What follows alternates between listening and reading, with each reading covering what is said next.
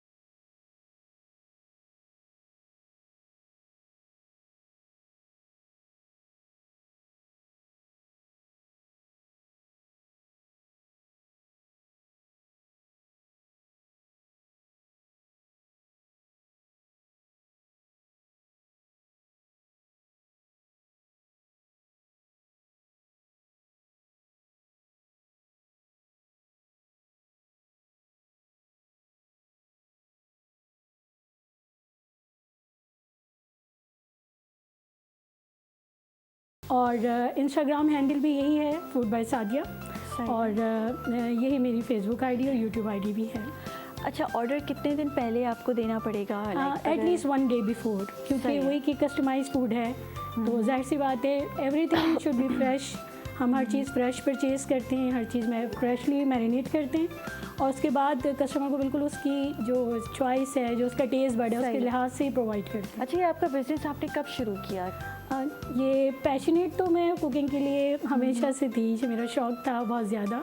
लेकिन अब थोड़े से बच्चे ग्रो कर गए हैं, थोड़ा टाइम मिल गया, तो ये लास्ट ईयर जनवरी में मैंने स्टार्ट किया था माशाल्लाह से। उसके बाद बहुत सारी मीडिया पेरेंट्स भी हैं, बहुत सारे को शो और कॉन्फ्रेंसेस वगैरह भी अटेंड की हैं और अल्हम्दुलिल्लाह बिज़नेस भी ठीक ठाक चल रहा है। मतलब ऑनलाइन बिज़नेस अच्छा है, अगर ख़वातीन अच्छा जो घर पे तो खाना बना रही हैं वो ऑनलाइन बिज़नेस करें तो वो ग्रो कर सकती हैं वहाँ से। बिल्कुल ग्रो कर सकती हैं और सबसे बड़ी बात है कि सिर्फ अर्निंग के लिए नहीं, कॉन्फिडेंस सब में सबसे ज़्यादा बिल्डअप होता है। एक हमारी जो सोच है, अवेयरनेस है, उसमें इजाफा होता है और एक औरत जो है इंडिपेंडेंट हो जाती है और उसका इंडिपेंडेंट होना बड़ा ज़रूरी है।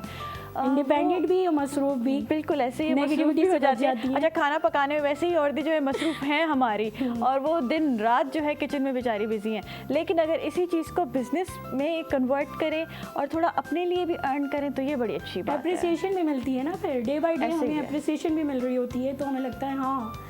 अच्छा, अप्रिसिएशन के साथ कुछ लोग आपको डिमोटिवेट भी करते हैं, तो ऐसा कुछ सिलसिला हुआ, किसी ने नेगेटिव कमेंट्स, कोई डिमोटिवेशन आई? होता है इस तरह। तो मैं तो जब भी अपने किसी कस्टमर को ऑर्डर जाता है तो मेरा उन्हें पहला मैसेज ये होता है कि अगर आपको वैसा ही लगा जैसे आपने ऑर्डर किया तो प्लीज़ आप अपना टेक्स्ट मेल दे दीजिएगा रिव्यू, और अगर कोई प्रॉब्लम है तो प्लीज़ आप मुझे बताएं ताकि नेक्स्ट टाइम इम्प्रूव हो। क्योंकि जब हम जहाँ तक मैं अपने फूड बिज़नेस की बात करूँ तो मैं ये जब क्लेम कर रही हूँ कि मैं कस्टमाइज फूड कर रही हूँ तो it should be as per the customer desire. और अगर नहीं है तो कोई बात नहीं है, हम थोड़ा सा इम्प्रूव कर लेंगे, उन्हें कॉम्प्लीमेंट्री कुछ सेंड कर देते हैं नेक्स्ट टाइम। फर्स्ट ऑर्डर पे तो मैं हमेशा कॉम्प्लीमेंट्री एक डिज़र्ट या कोई छोटा आइटम सेंड करती हूँ अपने कस्टमर्स को। चलिए जी, ये भी बड़ा प्लस पॉइंट है और जब आप ऑर्डर करेंगे तो आपको ज़रूर कुछ कॉम्प्लीमेंट्री भी मिलेगा। अच्छा, अपने पेज का नाम एक बार बता दीजिएगा मुझे और उसके बाद जो है अपनी डिश बताएं, आप क्या बना के लाए हैं? पेज मेरा है food by Sadia. Food by Sadia. Food by ठीक है, सादिया। आज हमारे नाजरीन के लिए क्या बना के लाई हैं, क्या आज सिखाने वाले मैं हैं? ये जो हमारी तो नहीं है, खैर ये अंग्रेज़ों की ट्रेडिशनल रेसिपी है, लेकिन क्योंकि हमारे बच्चों को, यंगस्टर्स को, और अब तो जो हमारी एज के लोग हैं उन्हें भी माइल्ड फूड चाहिए, लो स्पाइस चाहिए, रेडी टू कुक चाहिए, बहुत जल्दी बनने वाला। और मेरी ये कोशिश रहती है कुकिंग को आसान बनाया जाए, इतना मुश्किल ना दिखाया जाए कि लोग घबराएं। तो आज मैं यहाँ आपके मॉर्निंग शो में लेकर आई हूँ चिकन स्टेक्स, और इसको बैलेंस किया है हमने सौते वेजिस से, और इसके साथ हमने गार्लिक ब्रेड को जो है आपकी साइड लाइन में दिया है। वैसे नॉर्मली लोग राइस के साथ भी इसको पसंद करते हैं, लेकिन इफ़ यू अवॉइडिंग राइस तो आप इसको गार्लिक ब्रेड के साथ भी ले सकते हैं। प्लस हमने इसमें मैश पोटैटोज भी दिए हैं, नाइस, ताकि ये एक होल सोल मील हो जाए। इसमें बिल्कुल वेजिस ऐसे भी ही है। हैं, प्रोटीन भी है, कार्ब्स भी है, एवरीथिंग इज़ देयर। अच्छा स्टेक की रेसिपी बताएं, क्योंकि घरों पे Recipe जो is है very स्टेक simple. बना तो लेते हैं, लेकिन उसकी वो सॉस में वो मज़ा नहीं होता, ऐसा मज़ा नहीं होता, वो आहिस्ता आहिस्ता परफेक्शन आ जाती है। और दूसरी बात ये कि जो हम पाकिस्तानी हैं वो इटालियन फूड भी पसंद कर रहे हैं, अमेरिकन भी कर रहे हैं, और पुर्तगाली फूड भी पसंद कर रहे हैं, कोरियन फूड पसंद कर रहे हैं, लेकिन उसको हम मॉडरेट कर रहे हैं अपने टेस्ट बड के लिहाज से। हाँ, तो उसमें इतना कोई इशू नहीं है। चिकन स्टेक की सबसे पहले मैं बताऊंगी आपको रेसिपी। इसके लिए बहुत ही प्राइमरी मैरिनेशन यूज़ होती है। इसमें हमने क्या करना है, चिकन ब्रेस्ट के पीसेस लेने हैं। सबसे पहले उन्हें स्लाइसली थिन करना है और उन्हें एक फ्ले की सूरत देनी है, लेकिन जो स्लाइसेस हैं वो थिन होने चाहिए। सही। मोस्ट इम्पॉर्टेंट उनको जी। हैमर करना है। हैमर इज़ वेरी इंपॉर्टेंट, क्योंकि ठीक है। हैमर से जो है ना उसके रेशे थोड़े ब्रेक हो जाते हैं, तो जब हम उसे फ्राई करेंगे तो फिर वो ड्राई नहीं होगा। फिर हमने इसको 1 टेबल स्पून हमने लेना है, इसमें जो है मस्टर्ड सॉस लेना सही है, 1 टेबल स्पून में सोया सॉस लेना है, और अगर स्टेक सॉस हो तो आपकी सारी मुश्किलें आसान हो गई है, डायरेक्ट वो अप्लाई करना है। सही थोड़ी है। सी हमने काली मिर्च लेनी है एज़ पर आवर टेस्ट, थोड़ा सा हमने जिंजर गार्लिक लेना है, और सॉल्ट लेना है। उससे हमने फ़ौरन ही राइट अवे मैरिनेट करेंगे तो भी कोई इशू नहीं है, थोड़ी देर रेस्ट देते हैं, इट्स वुड बी बेटर।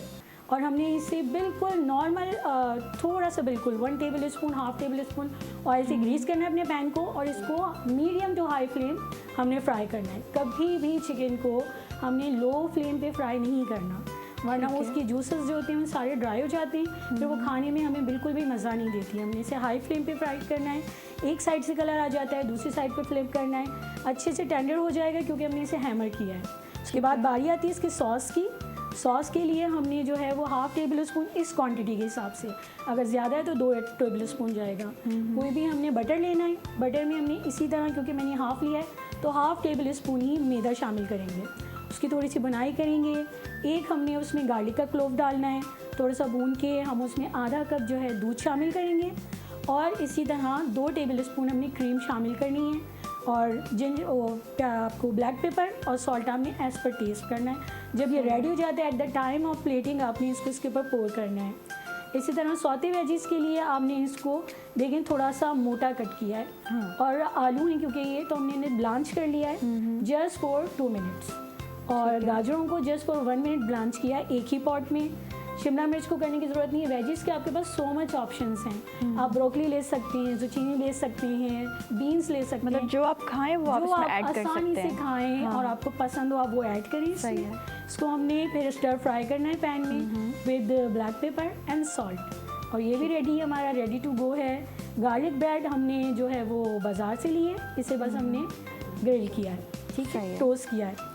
और मैश पोटैटो के लिए हमने हाफ पोटैटो लिया था इस क्वांटिटी के लिए। इसे बहुत अच्छे से बॉईल करना है, बिल्कुल सॉफ्ट, बिल्कुल सॉफ्ट, बिल्कुल सॉफ्ट होना चाहिए। जितना सॉफ्ट होगा उतना मज़ा देगा, उतना मज़ा देगा। फिर हम इसको मैश करेंगे। इसमें हमने 2 टेबल स्पून क्रीम शामिल की सही है, है। और black pepper, salt to taste, और चिकन पाउडर शामिल करेंगे, और बहुत अच्छे से इसको क्रीमी टेक्सचर में ले आएंगे, और इसे हम जस्ट डिश आउट कर देंगे। कोई भी आसानी से बना सकता है, इसमें कोई इतने मुश्किल बिल्कुल मसाले ऐसे, नहीं और एक डाले। कंप्लीट मील है, और आप अपने लिए बना सकते हैं। लेकिन अगर घरों पे जैसे भी वीकेंड आने वाला है, वीकेंड आ चुका है बल्कि, तो उसमें अपने मेहमानों के लिए भी ये बना के और बड़े खूबसूरत तरीके से इसको सर्व कर सकते हैं। खूबसूरत, और ये और प्लेटर बड़ा खूबसूरत भी लगता है स्टेक का। बिल्कुल खूबसूरत लगता है।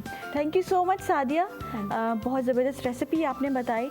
नाज़रीन असां वटि कुछ क्लिप्स आहिनि जेके टीचर्स डे जे हवाले सां आहिनि, उहे हवाले सां जेसिताईं असां ब्रेक ते वेंदासीं।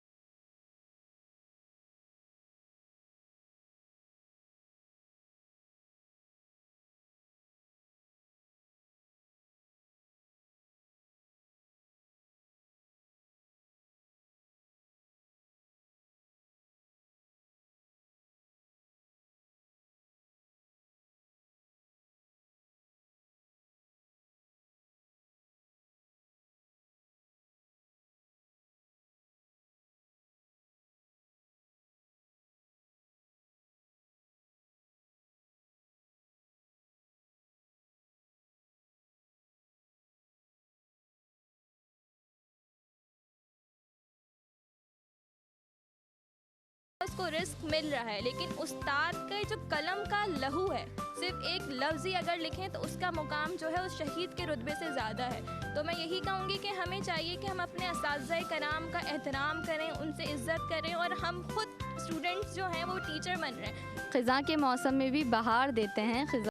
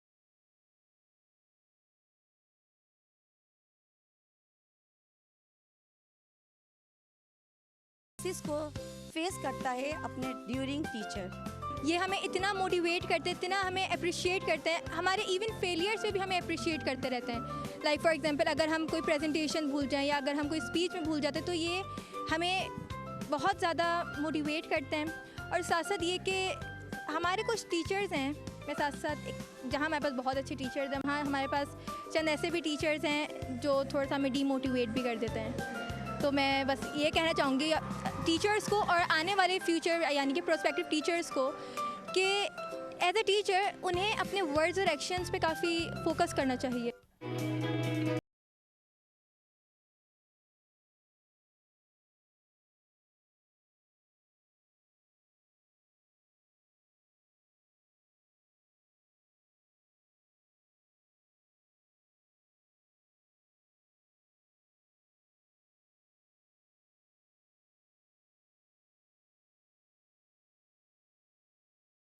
वेलकम बैक नाज़रीन मॉर्निंग एट पीटीवी नेशनल ते मां सभिनि खे वरी भली कर चऊं था। ऐं जीअं मां शुरू में ॻाल्हि कई हुई त ॿार जी जेका तरबियत हूंदी आहे उहा घर खां शुरू थींदी आहे। उहा घर खां पहिरियों पेरेंटिंग कीअं हुजे उन जे बारे में ॻाल्हाईंदासीं, पर वरी जॾहिं उहो ॿारु स्कूल लेवल ताईं पुॼंदो आहे, मॉन्टेसरी में पहुचंदो आहे, पोइ उहो टीचर खे बि उहो माउ वांगुरु ई सम्झंदो आहे। सो इन बारे में ॻाल्हाईंदासीं ऐं मज़ीद इन जे बारे में अवेयरनेस वठंदासीं। प्रिंसिपल ऐं मॉन्टेसरी डायरेक्ट्रेस ऐं जेका टीचर ट्रेनर आहे असां सां गॾु आहे रुबीना सलमान साहिबा खे मैं वेलकम चवां थी। अस्सलाम वालेकुम। वालेकुम अस्सलाम। कैसी हैं आप? अल्हम्दुलिल्लाह मैं ठीक हूँ। Welcome to the show.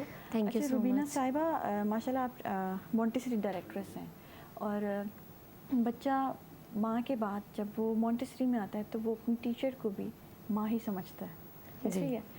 तो उससे क्या सीखता है, उसकी किस तरीके से टीचर तरबियत करती है?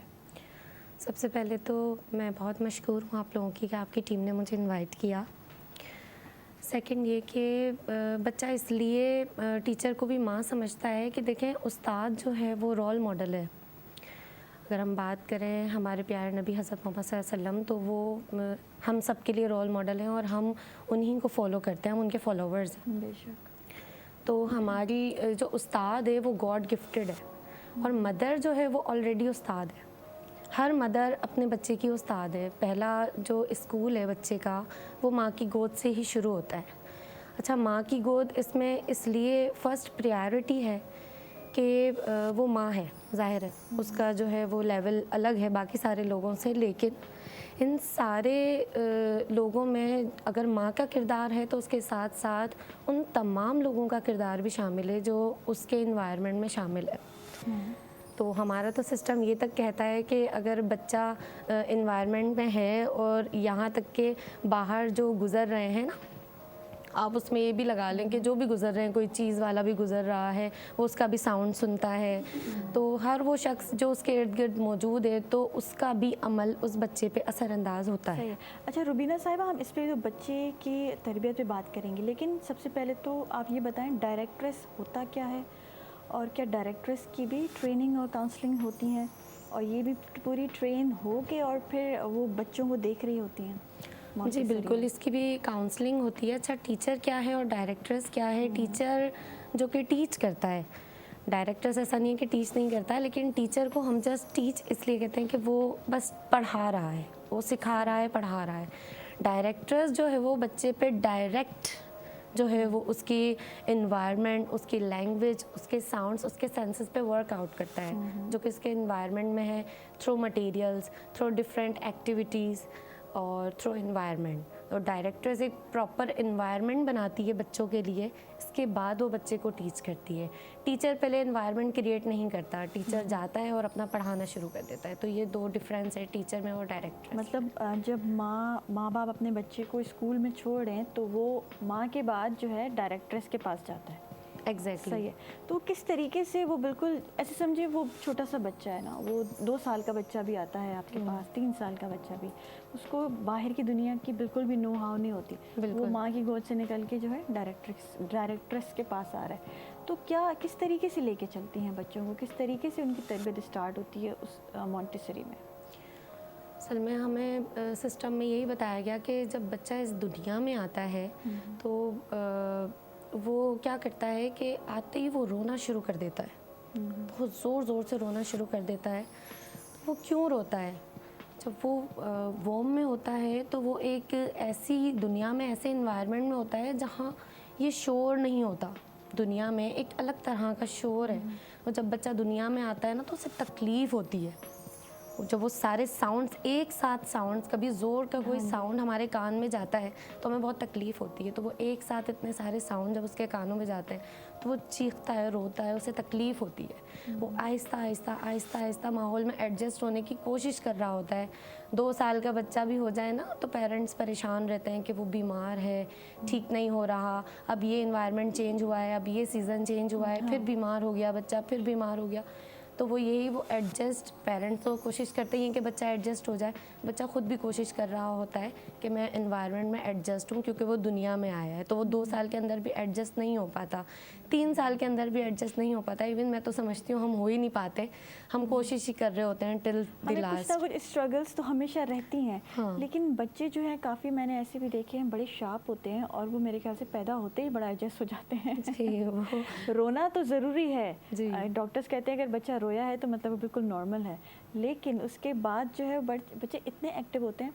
हमारी नानियाँ और दादियाँ वो कहती हैं कि पहले के बच्चे जो है 2 महीने तक आँख नहीं खोलते थे और वो इतने शार्प नहीं होते थे। अब बच्चे इस दुनिया में आते ही बड़े शार्प होते हैं और वो यूँ देखते हैं, रिएक्ट करते हैं आवाज़ों पे।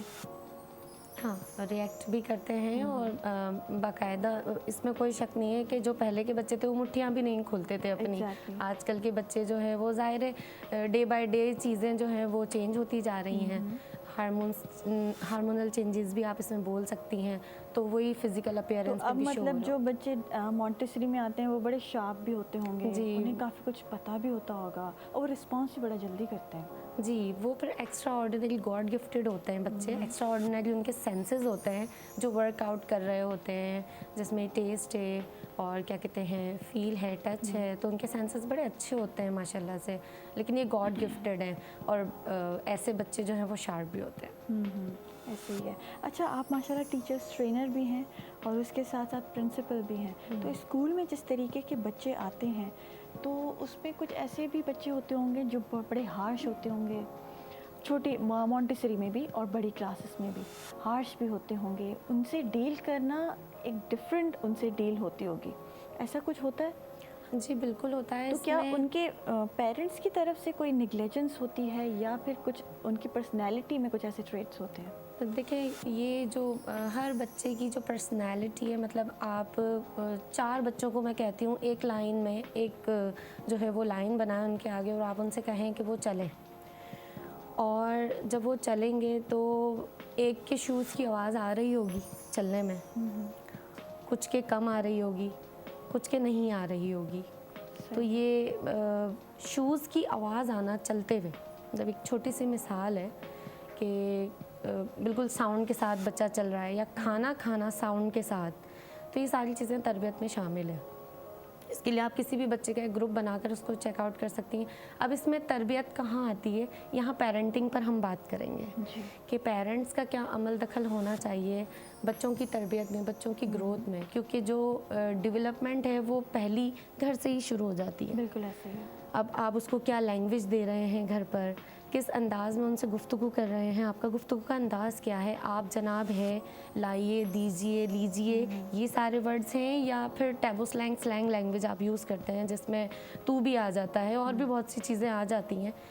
तो बच्चा जिस तरह का वर्ड, जैसी लैंग्वेज, जैसा बिहेवियर सुनता है, समझता है, वो आगे वैसा ही प्रोड्यूस कर रहा होता है। वो अपने फ्रेंड्स के साथ भी फिर वैसा ही बिहेव करता है। तो वो फिर पता चल जाता है, फिर उस बच्चे को ज़ाहिर है हमें समझाना पड़ता है, वो हार्श हो जाते हैं, लेकिन हम उनके साथ हार्श नहीं हो सकते।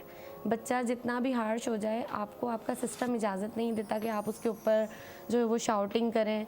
लेकिन हाँ, अगर एक माँ की बात करें तो वो गुस्सा कर देती है, वो जो है वो उसको फ्रस्ट्रेशन हो जाती है बच्चे लेकिन को। क्या माँ को भी गुस्सा करना चाहिए ऐसी बातों पे, जब माँ- अगर बच्चा हार्श हो रहा है, जिद कर रहा है, कुछ ऐसी चीज़ मांग रहा है जो वो नहीं दे सकती अभी, तो उसके साथ हार्श होना चाहिए या उसको डिफरेंट तरीके से डील करना चाहिए? उसको डिफरेंट तरीके से डील करे। और यहाँ बात वही आ जाती है कि अगर माँ भी एक डायरेक्ट्रेस है ना, देखें डायरेक्ट्रेस एक वो प्रोफेशन नहीं है कि जस्ट आपको स्कूल में काम आएगा या आपके एजुकेशन में काम, ये आपको ज़िंदगी भर काम आएगा। ये 0 to 6 years एज पर हम काम करते हैं, इसके बाद तो सो ऑन ना। 6 years एज पर आकर आप, मतलब 0 to 6 में अगर हम बात करें तो 3 to 6 years एज, इसमें आप बच्चे को जितनी चाहे लैंग्वेज दें, जितनी चाहे, क्योंकि 0 to 3 पीरियड्स जब बच्चा आता है तो वो होता है अनकॉन्शियस, ठीक है। और जब हम 3 to 6 की बात करें तो बच्चा कॉन्शियस होता है, उसे चीज़ों की नो हाउ हो जाती है। हमारा सिस्टम कहता है आप बच्चे को जितनी लैंग्वेजेस दे सकते हैं आप दें, उसका प्रोसेस इतना जो है वो फास्ट होता है, वो इतनी जल्दी कैच करता है। आप वरना खुद देखें घर में अगर कोई छोटे बच्चे हैं तो उनमें आप देखें कि वो फ़ौरन से ना चीज़ों को रिपीट करने की कोशिश करते हैं। जो नया नया बोलना सीखते हैं, चलना सीखते हैं, वो फ़ौरन से कैच करेंगे। हम आपस में भी कोई डिस्कशन कर रहे होंगे ना, तो बच्चा फ़ौरन से उसे रिपीट करने की कोशिश कर रहा होता है। तो ये सारी चीज़ें बहुत काउंटेबल हैं कि बच्चे की जो तरबियत है वो घर से अच्छा, क्या आप लोग ये बच्चों के इंटरेस्ट देख के उनको चीज़ें सिखा रहे होते हैं, या फिर आप लोग का कोई सिलेबस होता है मॉन्टेसरी में, तो उस हिसाब से आप बच्चों पे इम्प्लीमेंट कर रहे होते हैं चीज़ें? देखिए, अगर हम एजुकेशन में सिलेबस की बात करें तो मटेरियल से हटकर ही सिलेबस होता है, जिसमें वही सारी चीज़ें कि आपने कॉपी को फिल करवाना है, बच्चे को काम करवाना है। लेकिन मैं समझती हूँ कि एक छोटा बच्चा किस तरह से कॉपी को फिल करेगा, अभी तो अच्छा, उसे पेंसिल। मेरे ख्याल से हाँ, छोटे बच्चे के लिए तो मॉन्टेसरी में कॉपी जी, कोई अहमियत होती नहीं है। वर्कशीट्स वगैरह डिज़ाइन की जाती हैं। अच्छा, उसके लिए ना हमारी ये स्किल्स होते हैं, fine motor skills and grows motor skills, जो कि उंगली के ये पोरे हैं हमारे बच्चों की, इसकी डेवलपमेंट होती है बेसिकली। और हर डेवलपमेंट में हमारी 2 fingers और 1 thumb जो है वो यूटिलाइज होता है बच्चे का। तो हमारी सारी एक्टिविटीज़ की जो होल्डिंग है, बेसिकली हम मटेरियल को जब इंट्रोड्यूस करवा रहे होते हैं तो इसमें हमारा जो मेन ऑब्जेक्टिव है वो है होल्डिंग का, कि बच्चे को होल्डिंग आनी चाहिए। सबसे पहले अगर अच्छी होल्डिंग होगी उस बच्चे की तो वो ज़िंदगी में आगे हर चीज़ को होल्ड कर सकता है। पेंसिल को सबसे बड़ी बात, वो अच्छे से होल्ड करेगा। हमारा पेंसिल पकड़ने का तरीका भी यही है कि 2 fingers और 1 thumb से हम पेंसिल को होल्ड करते हैं। तो इसीलिए हम वो सारी एक्टिविटीज़ इस अच्छा, तरह हम लोग करवाते हैं। क्या मॉन्टेसरी में, हमारे यहाँ मैं देखती हूँ कि वो जदीद टेक्नोलॉजीज़ का इस्तेमाल नहीं हो रहा, जैसे बच्चों को मज़ीद इंटरेस्ट दिलाए पढ़ाई में भी और लाइफ में भी, और पता चले डायरेक्टर्स को, इवन पेरेंट्स को, स्कूल में पता चले कि भाई बच्चा किस तरफ जाना चाह रहा है, क्या इंटरेस्ट हैं बच्चे के, ऐसा कुछ सिलसिला या ऐसी कोई एक्टिविटीज़ होती हैं आपके यहाँ? जी, इसमें ये है कि पोम्स वगैरह बच्चों को बहुत इंटरेस्ट डेवलप करता है एक्शन के साथ और साउंड्स के साथ। और अब तो मल्टीमीडिया का इस्तेमाल होता है तो उसमें हम बच्चों को लगा देते हैं तो वो और भी खुश हो रहा होता है। लेकिन यहाँ फिर मैं एक बात कहूँगी कि देखें, पहली तरबियत तो बच्चे की वैसे ही घर से हो रही होती है ना, तो ये सारी चीज़ें घर पर यूटिलाइज़ नहीं हो रही होती। घर पर बच्चों को स्क्रीन टाइम एनी टाइम दे दिया जाता है। मैं मोबाइल फ़ोन की बात करूँगी यहाँ पर कि हम टेक्नोलॉजी पे लेकर भी आएँ तो कैसे लेकर आएँ, क्योंकि घर पर जो टेक्नोलॉजी दी जाती है उससे आगे फिर बच्चा जाना ही नहीं चाहता। और आजकल तो आपको पता है कि कितना वास्ट लेवल पे ये चीज़ फैली हुई है। बिल्कुल ऐसा ही है। Thank you so much, it was nice talking to you. नाज़रीन ब्रेक ते वेंदासीं, वरी बि वापसि अचूं था मॉर्निंग एट PTV नेशनल ते।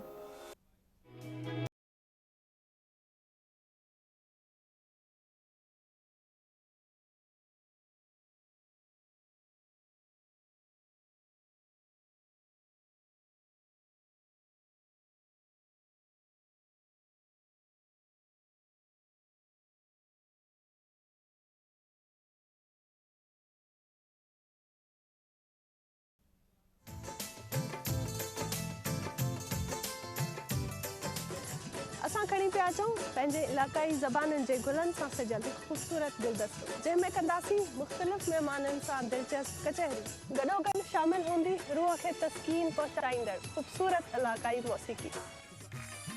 गुले चारुका इदामा परशमाकारा कौमी लफ्जांकानी गुलानी यक ग्रंथ चे कि आदराहे रंग शुमे दिला वती कना शुमर सरकना आयनी जिंदे बारया जोदो आसराती मालूमात।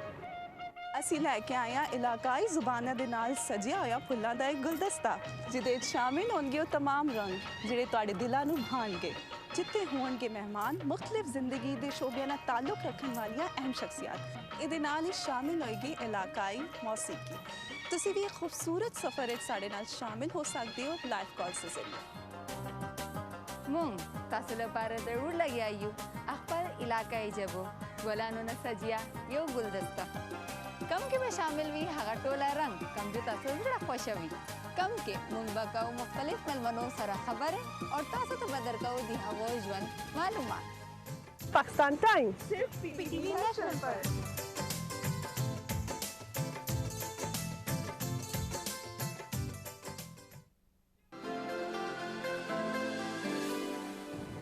अस्सलाम वालेकुम।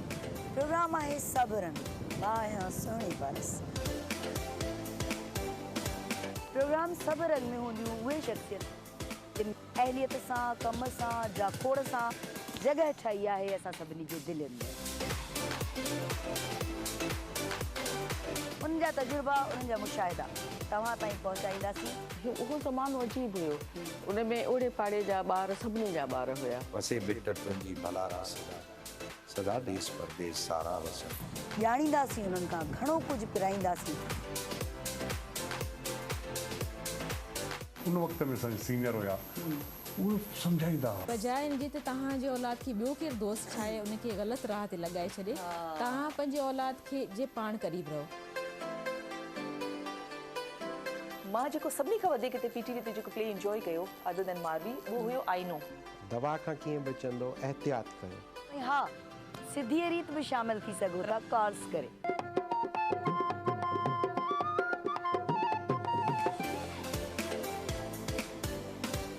याद तुझे अचे सूर सारा उथन। रंधिणे जी राणी मूंखे ॾाढो सुठो लॻो अॼु जो इहो नालो।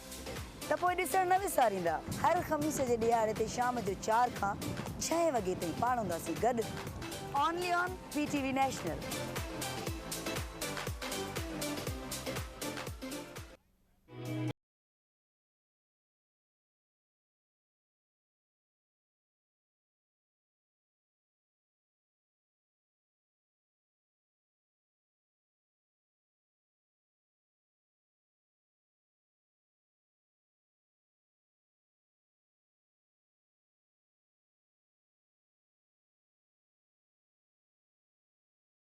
वेलकम बैक नाज़रीन मॉर्निंग एट PTV नेशनल तव्हां सभिनि खे वरी भली कार चऊं था ऐं एजुकेशन जे हवाले सां ई ॻाल्हाईंदासीं ॿारनि जी तरबियत जे ॿारनि जे एजुकेशन जे हवाले सां ई ॻाल्हाईंदासीं ऐं सर ज़ीशान शाह ZLC मूंसां मौजूदु आहे जेको टीचर बि आहे ऐं प्राइवेट इंस्टीट्यूट ओनर भी है। अस्सलाम वालेकुम सर, कैसे हैं आप? ठीक है, अल्हम्दुलिल्लाह ठीक ठाक। Welcome to the show.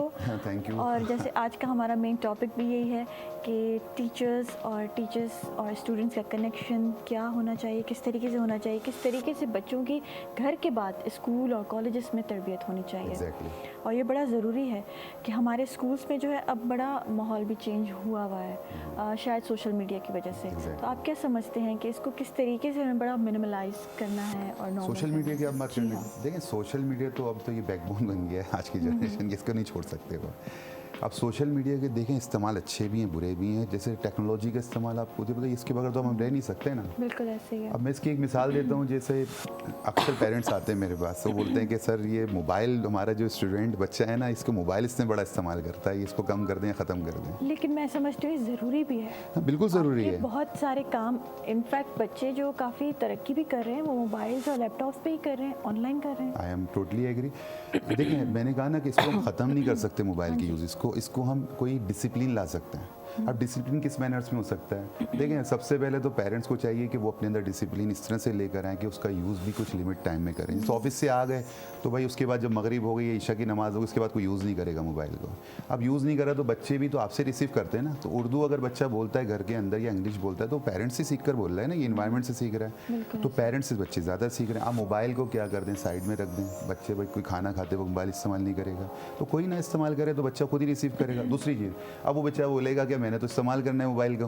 लेकिन उसका एक तरीका है, उसके लिए आप एक ये मसूदा बनाए फॉर्मूला कि भाई मैं तुम्हें मोबाइल अपने हाथ से खुद दूंगा, ठीक है जी, आप खुद बोलें ये लो मोबाइल, लेकिन देखो टाइम मुझे बता दो किस टाइम तुम्हें चाहिए। 1 घंटे के लिए दे रहा हूँ मोबाइल और मैं अपने हाथ से दूंगा, किस टाइम चाहिए मुझे बता, बाबा मुझे चाहिए 5 से 6 के दरमियान दे दीजिए। आप खुद दें जाके। अब उसको फिर टेक केयर करते रहें, उसको सुपरवाइज़ करें, बच्चा देख के आ रहा है, आपको बिल्कुल देखना चाहिए। और उसके बाद आप जैसे उसका 1 आवर कंप्लीट हो गए तो ये नहीं कि आप बिजी हो गए और बच्चे ने वरना एक जुमला आपको ज़रूर बोलना है, बाबा 1 मिनट तो आप उसको ज़रूर बोलें कि भाई हो गया टाइम, आप दे दो तुम 1 मिनट। तो फिर वो आदी हो जाएगा इस चीज़ का कि 1 मिनट बोल बोल के वो 2 मिनट नहीं 2 आवर्स और इस्तेमाल कर लेगा। तो हम इसको बहरहाल टेक्नोलॉजी को बच्चों को स्टॉप नहीं कर सकते, रोक नहीं सकते। आजकल तो आपको पता है ना, आप पहले कतारों में खड़े होते थे तो आज बिजली के बिल मोबाइल में आ रहे हैं, हर तरह की फीसिस, हर तरह के काम, टेक्नोलॉजी क्या नहीं हो रहा, हर चीज़। तो हम बच्चों को रोक तो नहीं सकते, उसकी डेवलपमेंट तो स्टॉप हो जाएगी। कुछ इस तरह से हम चीज़ों को डेवलपमेंट को हम रोकने के बजाय उनको कोई डिसिप्लिन में लेके आएँ। तो मोबाइल का इस्तेमाल कर मैं सबको मशवरा पेरेंट्स को ही दूंगा, देखिए आप ख़त्म नहीं कर सकते और डिसिप्लिन ले आए घर के अंदर। बच्चा खुद ही उसको आप अपने हाथ से दें, उसको वीडियो गेम खेलना है, जो करना है उसको करने का मौका दीजिए। मतलब वही चीज़ ना जो हम लोग शुरू में ही बात कर रहे थे कि घर से ही तरबियत स्टार्ट होती है। घर से ही आपकी जो है वो क्या आपने करना है, क्या नहीं करना, किस तरीके से आपने चीज़ों का यूजेज रखना है, वो घर से माँ तरबियत करती है, बाप तरबियत करता है। उसके बाद जो है वो चीज़ें कॉलेज और यूनिवर्सिटी तक इम्प्लीमेंट हो जाती हैं। देखिए मरियम, सूरत हाल ये होती है, बच्चा रिसीव कहाँ से करता है? सबसे ज़्यादा पेरेंट्स से करता है।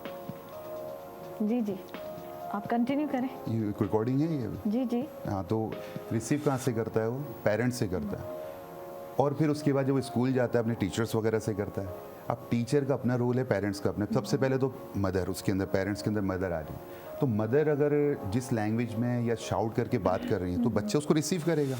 अब देखिए वॉल्यूम हमें अपना ना जब ज़रूरत है तब हाई करना चाहिए। अगर एक मदर जो है हर वक्त अपना वॉल्यूम हाई करके बात करेंगी तो बच्चा रिसीव करेगा उस चीज़ को, हर वक्त वो भी अपने वॉल्यूम को हाई करेगा। तो आप एक जब वक्त हो, ज़रूरत हो, तब उसको इस्तेमाल कीजिए ताकि बच्चा समझे कि मैं रॉन्ग वे में जा रहा था, मम्मा मुझे रोक रही हैं। तो फिर दूसरी तरफ आ जाएं, जब पेरेंट्स से हट के अगर हम बात करते हैं कि टीचर्स की, देखिए टीचर मैं ये बात बताऊँ, काबिल होना ज़रूरी है। टीचर का काबिल होना, उसका टैलेंटेड होना, लॉयल होना स्टूडेंट के साथ बहुत ज़रूरी है। टीचर माज़रत के साथ कि टीचर अपना रोल अदा, शायद माज़रत के साथ कह रहा हूँ, कोई बुरा ना माने, कि शायद अदा नहीं कर रहे हैं। ख़ास तौर पे हमारी जो जैसे पब्लिक सेक्टर्स हैं, गवर्नमेंट्स वगैरह हैं, उसके अंदर इतने हमारे कैपेबिलिटीज़ वाले टीचर्स मौजूद फ़िलहाल नहीं हैं। वो मतलब मैंने अक्सर ऑब्ज़र्व किया है, मैं काफ़ी दफ़ा एक अपने प्रिंसिपल साहब हैं, हमारे करीब स्कूल है, वहाँ मैंने विज़िट किया, नाम नहीं लेना चाहूँगा, कि वहाँ पे जब मैं जाता हूँ तो बच्चे तो बैठे हुए हैं, और टीचर्स जो हैं वो क्लास में नहीं है या फिर बैठे हुए हैं, वो टांग पे टांग रखे हुए हैं और टेबल पर और अपने मोबाइल में लगे बच्चे शोर कर रहे हैं, एक दूसरे को मार रहे हैं, पीट रहे हैं, तो बच्चा क्या सीख के जा रहा है? तो बच्चा तो देखिए इस उम्र में शेक्सपियर ने बोला ना, जो सेकंड स्टेज होता है हमारा, उसके अंदर बच्चा शोर शराबा पसंद करता है, मार धाड़ पसंद करता है, तो उसको उस टाइम पे तो हमें रोकना चाहिए। तो पेरेंट्स और टीचर जो हैं ये अपना रोल बड़ा इंपॉर्टेंट इनका अदा करना बच्चे की करियर काउंसलिंग के अंदर। ज़ीशान साहब, आप जो हैं ओनर भी हैं इंस्टीट्यूट के, तो वो सिलसिला कैसे शुरू हुआ वो भी बताइएगा, और किस तरीके से आप मैनेजमेंट लेके चले इस चीज़ की? और फिर अच्छा, 2 चीज़ें थी इसके अंदर ना, मुझे थोड़ा सा ये कह सकता हूँ कि मैं अपनी मदर को एक जुमला ज़रूर बोला करता था कि अम्मी मैंने जो है ना थोड़ा सा नाम बनाना है और ख़ुद से बनाना है, मीडियम भी खुद दूंगा और अपने यहाँ का फोर्स भी खुद अपने करूँगा। तो बहरहाल कुछ सोचा करते गए, चीज़ें करी, तो ट्यूशन्स पढ़ाना शुरू करी पहले तो हमने, और यूनिवर्सिटी के मैंने डबल ग्रेजुएशन करी, मैंने कॉमर्स में भी करी, मैंने साइंस में, मैं कंप्यूटर इंजीनियर भी हूँ, फिर मैंने मास्टर किया। तो साथ साथ फिर मैंने सोचा मैं क्या करूँ, फिर ट्यूशन पढ़ाते पढ़ाते गए, फिर अच्छा लगने लगा, बच्चे रेस्पेक्ट देने लग गए, रिजल्ट अच्छे आने लग गए, तो थोड़ा से ग्रो होने, तो हमने बोला कोई क्यों ना एक एंटरप्रेन्योरशिप की तरफ जाऊँ। देखें एक एंटरप्रेन्योरशिप क्या होती है पहले ही समझ लेते हैं ना। एंटरप्रेन्योरशिप में नए आइडियाज़ लेकर आना, नई टीम बनाना और फिर आगे बढ़ जाना। तो मेरे उस्ताद थे, उन्होंने मुझे ये चीज़ समझाई कि देखो नए आइडियाज़ लाओ, लोगों अपने अपने लिए अच्छे फैसले तो करो, मगर मुआशरे सोसाइटी में भी अब तुम्हारे फैसले अच्छे हों तो तुम्हें लोग लाइक करें, पसंद करें। सही है। एज ए एंटरप्रेन्योर आपने क्या क्या किया?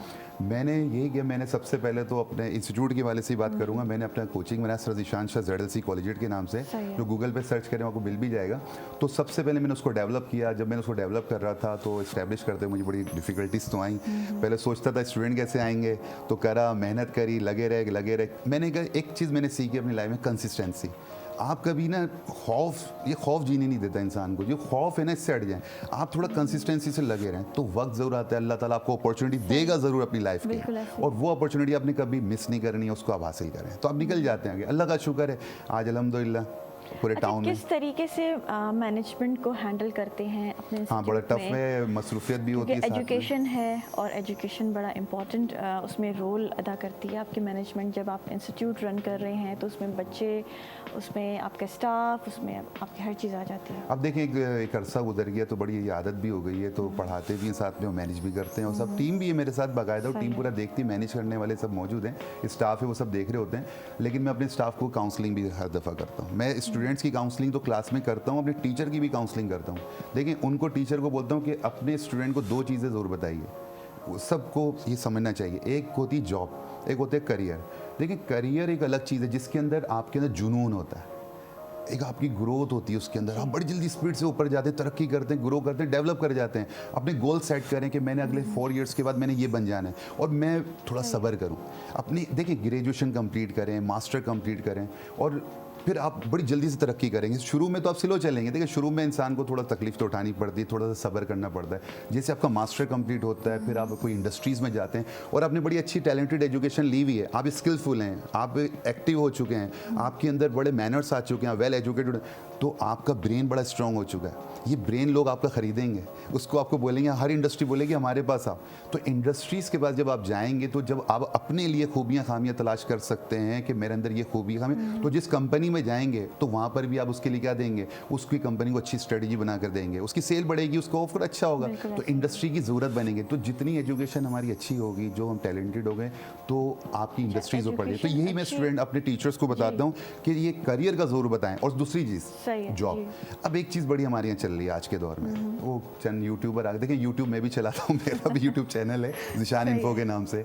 लेकिन मैं आपको बताता हूँ साथ में कि कुछ यूट्यूबर इस तरह से भी आते हैं कि बच्चों को आजकल ये बताते फिर रहे हैं कि इंटर करो, स्किल्स लो, पढ़ाई छोड़ दो, मिसगाइड हो रहे हैं। और मेरे इंस्टीट्यूट के अंदर ऐसे ग्रेटेस्ट स्टूडेंट जो मैट्रिक में 90% उठाए हैं, आज मुझे फर्स्ट ईयर में आके मेरे रूम में आके बोलते हैं सर वो बस फर्स्ट ईयर हो गया है और बस स्किल्स ले रहा हूँ मैं, और मैंने फला काम शुरू कर दिया, मैं जर्मन लैंग्वेज सीख रहा हूँ, मैंने जर्मन से ये करके कर लेना। मैंने कहा डिग्री का क्या होगा सर, डिग्री का स्किल्स हैं आजकल। बच्चे हमें समझाने लगे तो उनको समझाना पड़ता है, उनकी काउंसलिंग करनी पड़ती। तो मैं अपने टीचर्स को कहता हूँ, कहते जॉब और करियर दोनों का बताएं। जॉब क्या चीज़ है मैं आपको डिफाइन कर दूँ, लेकिन जॉब एक ही चीज़ है, इंटर के बाद आपने कमाना शुरू कर दिया, अब जॉब मतलब मेरा कोई पैशन नहीं है, जुनून नहीं है, बस मुझे क्या पैसे मिलना है। वो मुझे एक नॉर्मल आमदनी मिल गई जिससे मैं अपना छोटा मोटा खर्चा निकाल लूँगा, 25, 30, 35 हज़ार रुपये मिल गए भाई, मैं अपना गुजारा कर लेता हूँ। वो मेरी जॉब है, करियर नहीं है, उसके अंदर मेरा जुनून नहीं है। अब मुझे नहीं पता मुझे अकाउंटिंग पसंद थी नहीं पसंद थी, लेकिन मैं अकाउंट्स की जॉब कर रहा हूँ, मुझे क्या कुछ पैसे मिल रहा है, मैंने क्या कर उस पैसे से अपना मज़े कर रहा हूँ। जॉब तो ज़्यादा टाइम चल भी नहीं सकती ना जब आपका इंटरेस्ट नहीं है और आप बस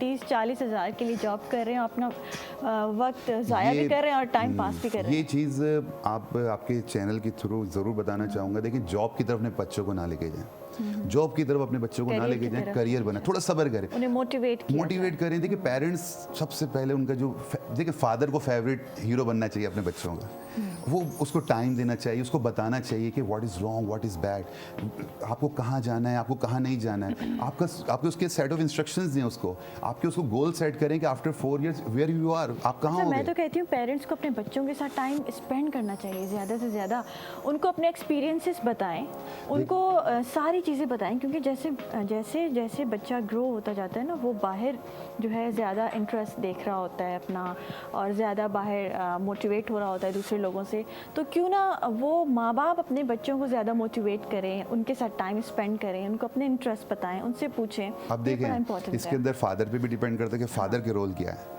अब फादर अगर बड़ा मेहनती थे, उन्होंने देखें आप मेहनत का वर्ड तो मैं तो इस्तेमाल बाहर नहीं करता, लेकिन समझाने के लिए तो स्मार्ट वर्क का टाइम है। स्मार्ट वर्क क्या होता है कि स्मार्ट वर्क का मतलब ये होता है कि आपके अंदर बहुत सारी स्किल्स हों।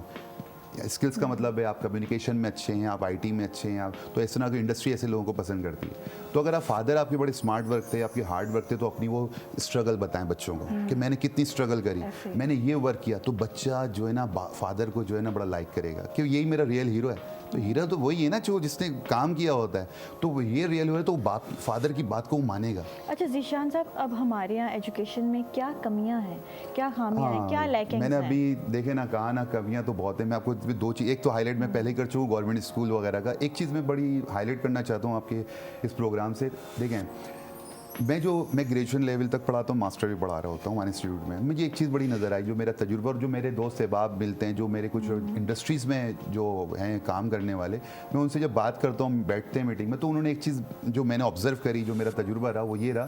देखें इंडस्ट्रीज़ को जिस तरह की ह्यूमन रिसोर्स की ज़रूरत है, अब ह्यूमन रिसोर्सेज क्या होता है? ह्यूमन रिसोर्स को कहते हैं जो एजुकेशन हमने हासिल करी है, जो हमारा जो मेल और फीमेल का बच्चा है हमारा, वो अच्छी एजुकेशन हासिल करता है, टैलेंटेड बनता है, स्किलफुल बनता है, वेल मैनर्स बनता है, अच्छी आदतें लाता है, अच्छा एक्टिव बनता है, उसको कहते हैं हम ह्यूमन रिसोर्सेज।